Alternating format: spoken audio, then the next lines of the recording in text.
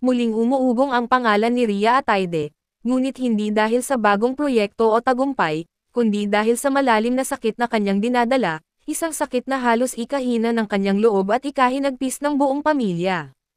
Ayon sa mga malalapit sa aktres, halos hindi na raw makausap si Rhea nitong mga nakaraang araw.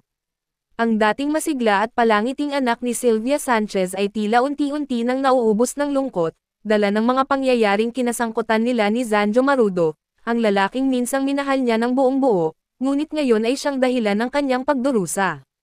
Ayon sa mga nakasaksi, ramdam daw ang bigat ng hangin sa tahanan ng pamilya Atayde. Tahimik, mabigat, at puno ng mga luha ang gabi. Minsan ay maririnig daw si Rhea na umiiyak sa kanyang silid, paulit-ulit binubulong ang mga salitang, bakit kailangang mauwi sa ganito? Habang ang kanyang ina, si Sylvia, ay pilit na pinatatag ang sarili, kahit nasasaktan din siyang makita ang anak na halos hindi na makakain, halos hindi na makatulog, at tila nawawalan na ng direksyon sa buhay. Halos maghinagpis na siya, wika ng isang taong malapit sa pamilya. Mahal na mahal niya si Zanjo, pinaglaban niya ito sa lahat ng paraan, pero sa huli, parang siya pa ang naiwan at nasaktan. Ang mga salitang iyon ay tila sumasalamin sa kwento ni Rhea ngayon, isang babae na nagmahal ng tapat, nagtiwala ng buo, ngunit nasuklian ng mga pangyayaring nagwasak hindi lang sa kanyang puso, kundi pati sa katahimikan ng kanilang pamilya. Sa mga panahong ito, madalas daw nakatingin si Rhea sa kawalan.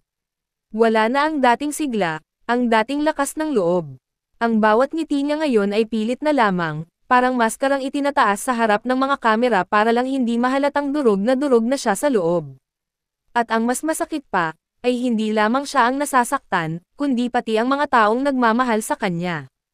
Ang kanyang pamilya, lalo na ang kanyang ina, ay hirap na hirap daw panoorin ang anak na dati simbolo ng katatagan, ngunit ngayon tila nilamon ng kalungkutan at pagkadismaya. Ayon pa sa mga ulat, ilang beses na raw sinubukan ni Rhea na ayusin ang lahat, pinagbigyan, nagtiwala, at umasa na babalik ang lahat sa dati.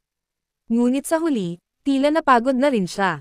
Ang bawat pangakong hindi natupad, ang bawat pag-uusap na nauuwi sa luha, ang bawat gabi ng katahimikan na tila ba may lamat na hindi na kayang ayusin, lahat ng iyon ay unti-unting bumuo ng pader sa pagitan nila ni Zanjo.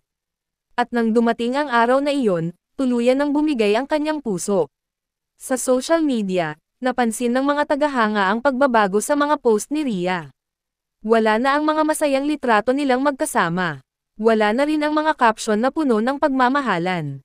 Ang mga naiwan ay pawang malalalim na salita, mga quote tungkol sa sakit, sa pagbitaw, at sa pagbangon.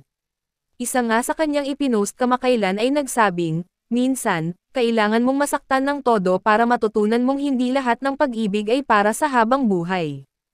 Isang mensaheng tumagos sa puso ng kanyang mga taga-subaybay, at malinaw na nagpapakita ng bigat ng kanyang pinagdadaanan. Habang si Zanjo naman ay nananatiling tahimik, maraming netizen ang hindi naiwasang maawa kay Rhea.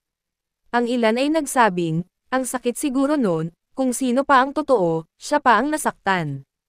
Ang iba naman ay ipinahayag ang kanilang suporta, sinasabing karapat-dapat si Rhea sa kapayapaan at pagmamahal na hindi kailangang ipaglaban ng paulit-ulit. Sa gitna ng lahat ng ito, hindi na lamang si Rhea ang sugatan, pati ang kanyang pamilya ay halos maghinagpis na rin. Ang bawat miyembro ay nakaramdam ng bigat, dahil ang sakit ng isa ay sakit ng lahat. Ayon sa mga kakilala ng pamilya, ilang gabi na raw silang nagdarasal ng sabay-sabay, umaasang balang araw ay muling babalik ang liwanag sa mata ni Rhea, at na sana, sa kabila ng lahat, ay matagpuan niya ang kapayapaan na matagal nang ninanakaw.